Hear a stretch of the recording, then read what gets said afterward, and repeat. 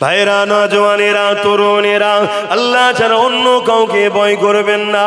যারা শুধুমাত্র আল্লাহকে ভয় করে, ওয়ালিমান খাফা মাকামা রাব্বিহি জান্নাতান, আমার আল্লাহ তাদেরকে দুটো জান্নাত দেবে। এ নওজওয়ানেরা, তরুণেরা, এ নবী পাকের প্রেমিকেরা, আল্লাহকে ভয় করো, আল্লাহ ছাড়া অন্য কাউকে ভয় করবেন না। কেননা দুনিয়া জমিনটা দুদিনের, আজ আছেন কাল নাই। মনে রাখবেন, আল্লাহ পাকের ফায়সালা ছাড়া দুনিয়ার কারো কোনো ক্ষমতা নাই। আপনি যখন দুনিয়া জমিনে আসবে, তার থেকে কোটি কোটি বছর আগে আপনার যখন রূহটা তৈরি হয়েছে, এই রূহ তৈরি হওয়ার 50,000 বছর আগে আল্লাহ পাক আপনার তকদিরকে লিখে দিয়েছে কি হবে দুনিয়া জমিনে। আজকে দিনে সুরিয়া গ্রামে আমার জলসা ছিল 6টা থেকে 6:15-র মধ্যে আমি ঢুকবো। এই যে 15-16 সেকেন্ড মিনিট পরে যে এসেছি, এটাও আল্লাহ পাকের খাতাতে লেখা রয়েছে। আমি আস্তে আস্তে কোন জায়গায় নামাজ পড়বো, কোথায় দাঁড়াবো, কোথায় কি করব, কোথায় খাবো, সব কিছু আমার আল্লাহ লিখে রেখেছিল। আমি খাবার 8 ঘন্টা আগে পর্যন্ত জানতাম না আমার সন্ধ্যার খাবারটা কোথায় হবে। যে জায়গাটা এক বড় কল্পনায় আসে রে, আজকে সন্ধ্যের খাবারটা সেই জায়গাতে আল্লাহ খাওয়ালো। কি খাবো সেটাও আল্লাহ লিখে রেখেছিল, সেই রেজেক্টে আল্লাহ আমাকে দিলে। এ যুবকেরা, তরুণেরা, আপনার কবে মরণ হবে, কবে কি খাবে, কোন জায়গায় আপনার মরণ হবে, কিভাবে হবে, সব কিছু আল্লাহ পাক তকদিরে লিখেছে। আপনি যদি জালিমের পক্ষে থাকেন, শক্তিশালী পক্ষে থাকে, নেতা নেত্রীর পক্ষে থাকে, বাদশার পক্ষে থাকে, যদি মনে করেন আমি এই পক্ষে থাকলে বেঁচে যাব, এটা আপনার ভুল ধারণা। আর আপনি যদি জালিমদের বিরুদ্ধে লড়াই করতে নেবে, আপনি যদি মনে করেন লড়াই করলে আমি মারা যাব, এটাও আপনার ভুল ধারণা। তার একটা ছোট্ট নমুনা দিই। ইসলামের একজন মহানায়ক, যিনার নাম হলো হযরতে সৈয়দনা খালিদ বিন ওলীদ। এই খালিদ বিন ওলীদ, যিনি একটা সময় রাসূলুল্লাহর বিরুদ্ধে ছিল, উহুদের যুদ্ধের ময়দানে এই খালিদ বিনের নেতৃত্বে আমার নবী পাকের সাহাবা হুজুরদের মধ্যে 70 জন সাহাবা হুজুর শহীদ হয়ে গিয়েছিল। এই খালিদ বিন ওলীদ একটা সময় আবার হিদায়াত হয়ে যায়, পরিবর্তন হয়ে যায়। হয়ে যাবার পরে আমার রাসূলুল্লাহর পক্ষে দাঁড়িয়ে, ইসলামের পক্ষে দাঁড়িয়ে, আল্লাহর পক্ষে দাঁড়িয়ে 120 থেকে 25টা লড়াই করেছে। প্রতিটা লড়াইয়ে যখন খালিদ বিন ওলীদ যেত, খালিদ বিন ওলীদ বলতে লেগেছে, আমি দূরে কাজ নফল নামাজ পড়ে আল্লাহর কাছে দোয়া চাইতে থাকতাম, ও রব্বি আল্লাহ, আপনার দ্বীনের জন্য লড়াই করতে করতে, গরিবের পক্ষে লড়াই করতে করতে, আপনার সৃষ্টির পক্ষে লড়াই করতে করতে, আপনার হাবিবের পাশে দাঁড়িয়ে লড়াই করতে করতে আমি খালিদ বিন ওলীদের আল্লাহ যেন শহীদের মরণটা নসিবে হয়।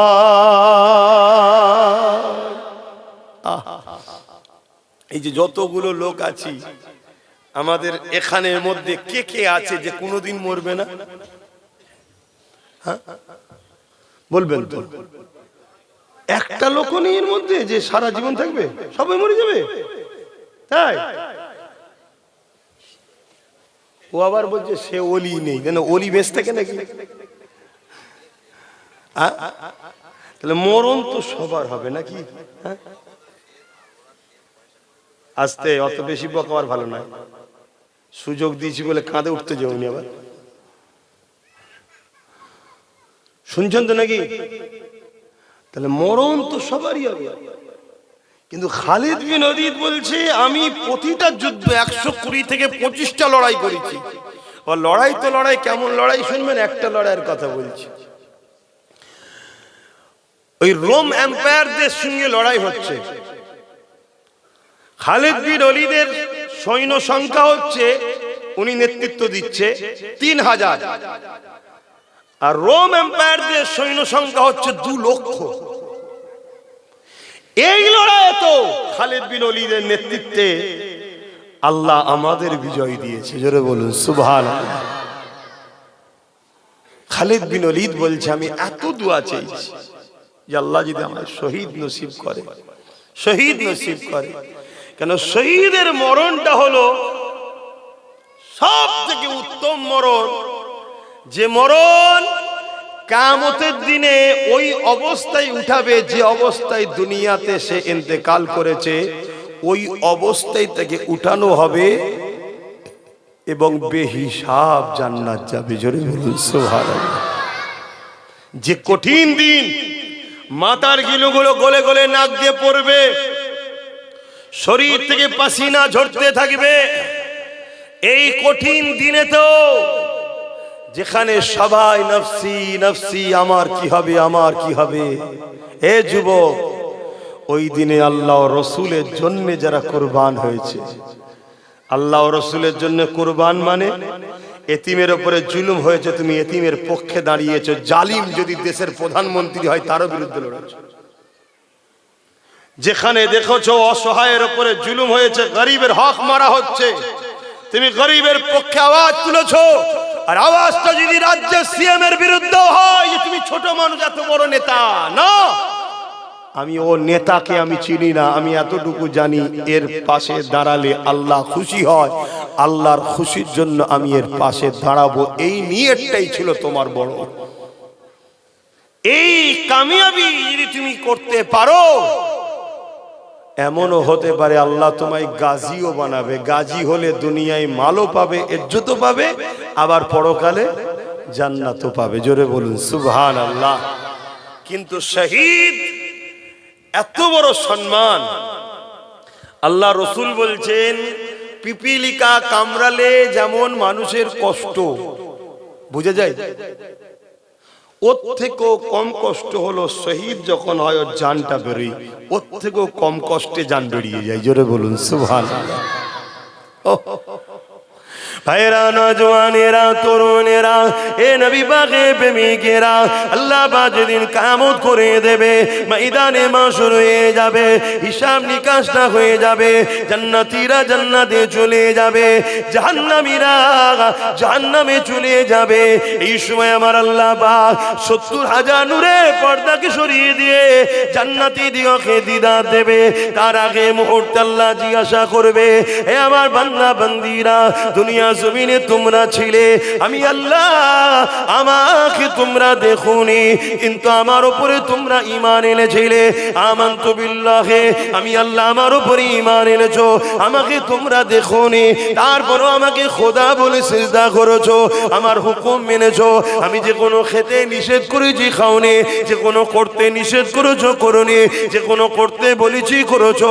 হে আমার বান্দা বান্দীরে, আজ আমি আল্লাহ ওয়াদা করেছিলাম তোমাদেরকে জান্নাত দেবো, এই জান্নাত আমি তোমাদেরকে দিলাম।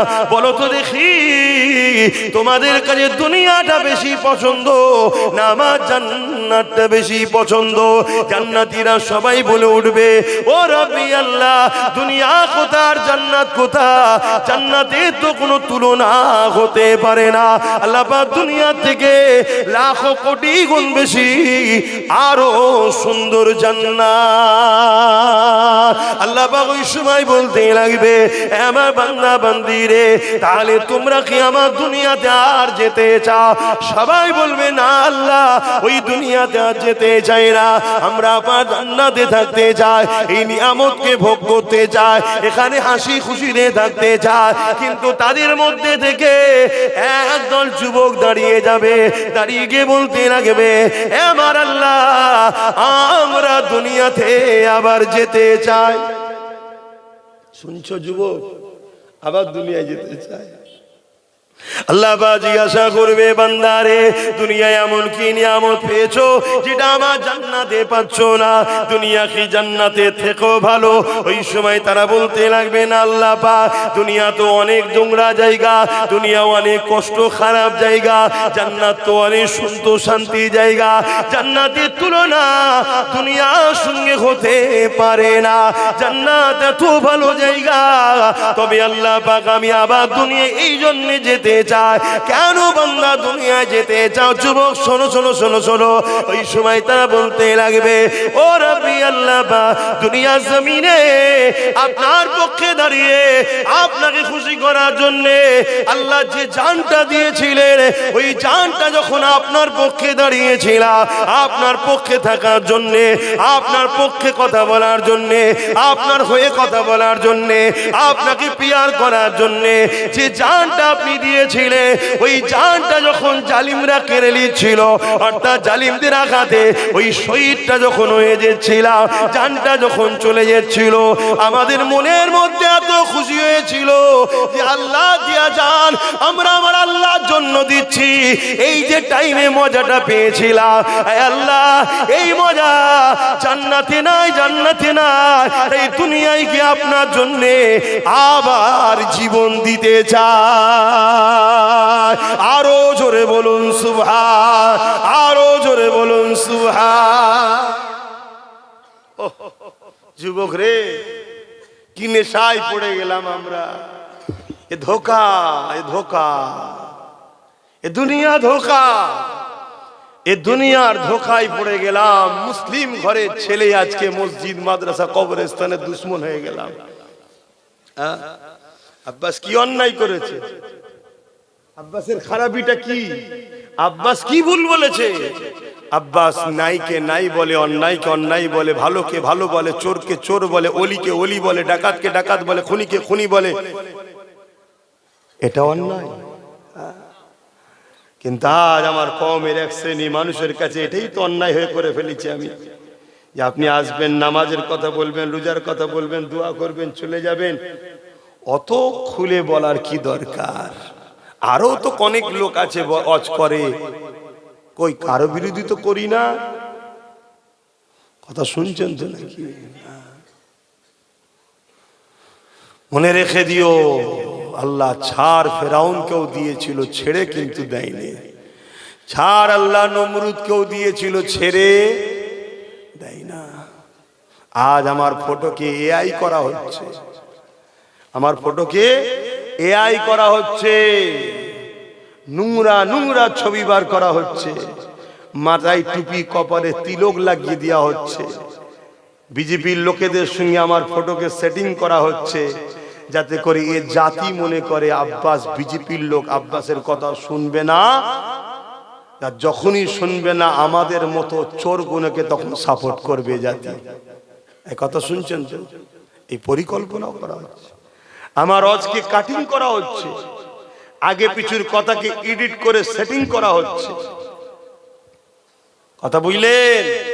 কত রকম চক্রান্ত করা হচ্ছে, কিন্তু এরপরও ইজ্জতের মালিককে আল্লাহ। আমার ইজ্জত দেখেছে, আল্লাহ দিয়েছে, আল্লাহ ইজ্জতের হিফাজত করছে, আলহামদুলিল্লাহ। পারিবারিক বিষয়ে আঘাত দিবার চেষ্টা করছে, কি না করছে জালিমরা। এটা কি নতুন? আহারে, মনে রেখে দিও, এ উম্মতে মুহাম্মাদি, বিজয় যদি চাও, কামিয়াবি যদি চাও, ইজ্জত দুনিয়া আখিরাতের যদি চাও, সর্বপ্রথম নিজের কওমের মধ্যে গাদ্দার গুলোকে চিনতে শেখো। প্রকাশ্য দুশমনকে চিনা যায়। মোদি আমাদের দুশমন, অমিত শাহ আমাদের দুশমন, শুভেন্দু আমাদের দুশমন, দিলীপ ঘোষ দুশমন। এদেরকে আমরা চিনি। আমাদের পাশেই ভাটপাড়াতে রয়েছে অর্জুন সিং, এ একটা আমাদের দুশমন। এগুলোকে চিনা যায় রে বাবা। কিন্তু তোমার আমার ভেতরে মুসলমান সেজে নামের আগে মোহাম্মদও আছে, তোমার আমার কওমের মধ্যে সেজে একদল গাদ্দার আছে না নাই? আওয়াজ আওয়াজ আওয়াজ। ওই গাদ্দার গুলোকে আগে চেনো, আর গাদ্দার গুলোর সঙ্গে সাহাবা হুজুররা যে ব্যবহার করেছিল তৎকালীন মুনাফিকদের সাথে, ওই ব্যবহার করো, তবে তোমরা বাঁচবে। শুনছো? এ গাদ্দাররা হলো শিয়ালের পাট নিয়েছে, খাদ্যকে ধরে ধরে ধরে ধরে ধরে ধরে রাজা মুসাইয়ের কাছে পৌঁছাচ্ছে। শুনছেন? অতএব এই গাদ্দারকে চেনো। আমার নবী পাক সাল্লাল্লাহু আলাইহি ওয়াসাল্লামের অনেক কষ্ট দিয়েছিল তৎকালীন সময় মুসলিম সুরাতে মুনাফিকগুলো, অনেক কষ্ট দিয়েছে। এই যে উহুদের লড়াইয়ের ময়দানে আর বদরের লড়াইয়ের ময়দান, দুটো ময়দানের কথা বলছি। আর যতগুলো লড়াই হয়েছে আমি আবার বলছি, বড় পাওয়ারের সাথে পুরো বিশ্বকে চ্যালেঞ্জ দিচ্ছি। মানুষটা ছোট হতে পারি, কথাটা তো আমার নয়। আমার নবী কখনো কোনো ধর্মের বিরুদ্ধে লড়াই করেনি। আমার নবী লড়াই করেছে জালিমদের বিরুদ্ধে, সন্ত্রাসদের বিরুদ্ধে, খুনিদের বিরুদ্ধে, ধর্ষকদের বিরুদ্ধে। এবারে বলো, খুনি জালিম ধর্ষকদের বিরুদ্ধে লড়াই করাটা দরকার আছে না নাই? এই লড়াই আমার রাসূল করেছে। এই লড়াইকে যারা অপছন্দ করে জানতে হবে তারা আজকের দিনে ধর্ষকদের পক্ষে, আজকের দিনে তারা খুনিদের পক্ষে, আজকের দিনে তারা জালিমদের পক্ষে। এই আমিনা আল্লাহর বিরোধী যারা করে তারা হয় চরিত্রহীন, নয় সন্ত্রাস, নয় খুনি, নয় দাঙ্গাবাজ। আমিনা আল্লাহর বিরোধী কোনদিন পৃথিবীর কোন ধর্মের সভ্য ভদ্র লোক করেনি। অন্য ধর্মের কথাও বলছি, তাদের ধর্মেরও ভদ্র সভ্য লোক কোনদিন আমিনা আল্লাহর বিরোধী বাচ্চার বিরোধী করে। আমার দেশের গান্ধী বাবু আমার রাসূলুল্লাহর পক্ষপাতিত্ব করেছিলেন, বলেছিলেন শাসক তো হতে হবে ওমর ফারুকের মতো। আর ওমর ফারুক তো মুহাম্মদ সাল্লাল্লাহু আলাইহি ওয়াসাল্লামের আদর্শে গড়া একজন ছাত্র। জোরে বলুন সুবহানাল্লাহ। শুনছেন ভাই? হ্যাঁ, তো বলেন আমার রাসূল পাক সাল্লাল্লাহু আলাইহি সাল্লামকে আঘাত দিয়েছিল মুনাফিকরা। একটা হলো বদরের ময়দান আর একটা হলো উহুদের ময়দান। বদরের ময়দানে নবী ও নবীর সাথীদের ছিল মাত্র 313 জন, আর জালিমদের ছিল 1000। আর জীবনের প্রথম লড়াই, জীবনের প্রথম নবীর সাথে যে কজন কলমা পড়েছে, নবীর ছায়া সাথী হয়েছে, সঙ্গী সাথী হয়েছে, জীবনের প্রথম তারা খাজুরের ডাল নিয়ে লড়াই করতে নেমেছে সন্ত্রাস জালিম আবু জেহেল উতবা সাইবার বিরুদ্ধে। সেই লড়াইয়ে বেশি দেরি হয় না, চট জলদি বিজয় লাভ হয়েছে। জোরে বলুন সুবহানাল্লাহ। ক্ষতিও অতটা হয়নি। আর উহুদের ময়দানে নবী পাক বেরিয়েছে 1000 লোক নিয়ে, আর জালিমদের সংখ্যা 3000। কিন্তু নবীর 1000-এর মধ্যে একজন দাড়িওয়ালা টুপিওয়ালা মুসলিম সুরাতে একজন ছিল, যার নাম হলো আব্দুল্লাহ ইবনে উবাই। কি নাম? সে হঠাৎ করে 300 সৈন্যকে নিয়ে সরে যায় যে আমরা যাব না। তাহলে এই যে ধোঁকা দেওয়া বা খটকা লেগে যাওয়া, মনের স্পিডকে দমিয়ে দেওয়া, এই গাদ্দারিটা করার জন্য আমার নবীর প্রিয় পাওয়ারফুল শক্তিশালী 70 জন সাহাবা উহুদের ময়দানে শহীদ হয়েছে। কাদের জন্য এই ক্ষতিটা হলো? প্রকাশ্য দুশমন না গাদ্দার মুনাফিক? এই জোরে বলুন। আমাদের মধ্যেই মুনাফিক আছে না? আমরা আরো অনেক দূরে চলে যেতাম, মুনাফিকরা ভেতরে ঢুকে গিয়ে আমাদেরকে ধোঁকা দিয়ে দেয়, আমাদের স্পিডকে দমিয়ে দেয়। এই মুনাফিক চেনো, এই মুনাফিক চেনো। আল্লাহ নবী বলেছে আমার উম্মত দাবিদারদের মধ্যে 73 দলে বিভক্ত হয়ে যাবে। বনি ইসরাইল কওমের দলেরা ছিল 72, আমার উম্মতের মধ্যে 73 দলে বিভক্ত হয়ে যাবে। 73 দলেই নামাজ, 73 দলেই টুপি, 73 দলেই না দাড়ি, 73 দলেই পাগড়ি, 73 দলেই রোজা থাকবে, কোরআন শিক্ষা, হাদিস শিক্ষা, মসজিদ মাদ্রাসা সব থাকবে। এরপরও 72টা দল জাহান্নামে যাবে।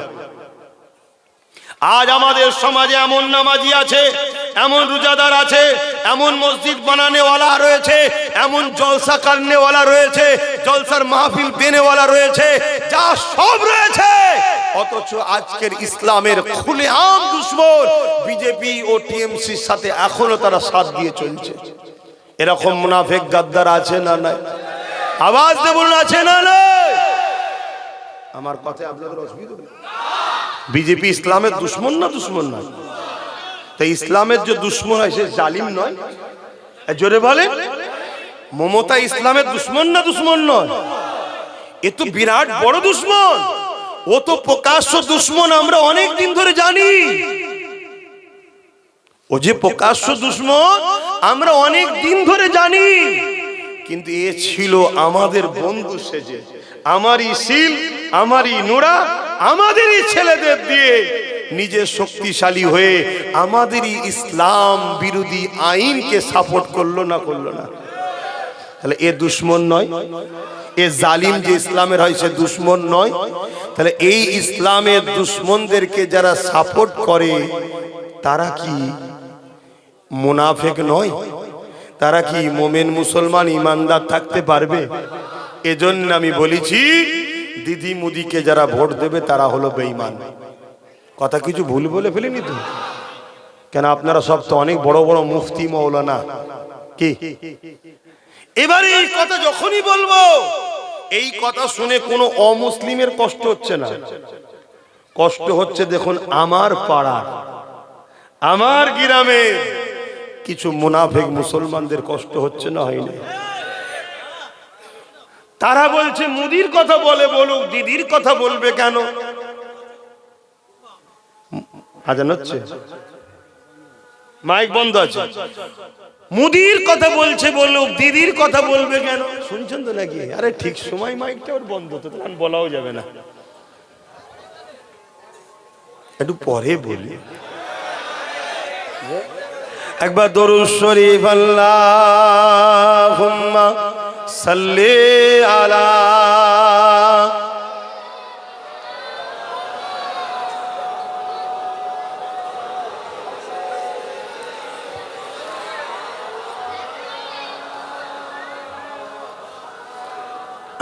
আজানটা হয়ে যাক, এক মহল্লায় আজান হচ্ছে, হয়ে যাক।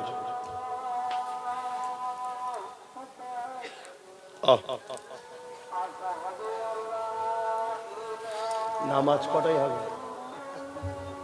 আচ্ছা, আজানের পরে একবার শুধু খুলে দিবি, তারপরেই আবার বন্ধ করে দিবি। হ্যাঁ হ্যাঁ,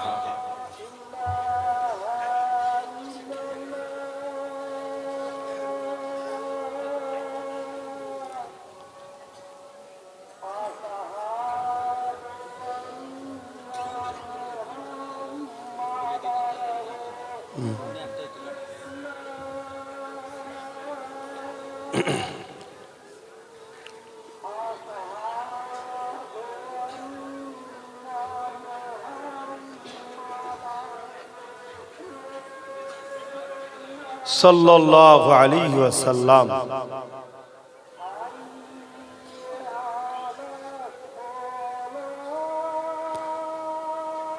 লা হাওলা ওয়ালা কুওয়াতা ইল্লা বিল্লাহ।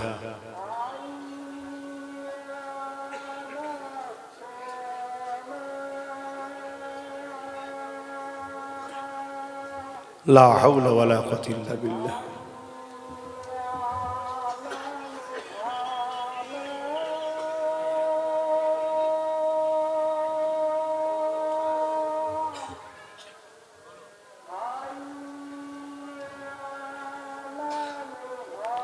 لا حول ولا قوة إلا بالله.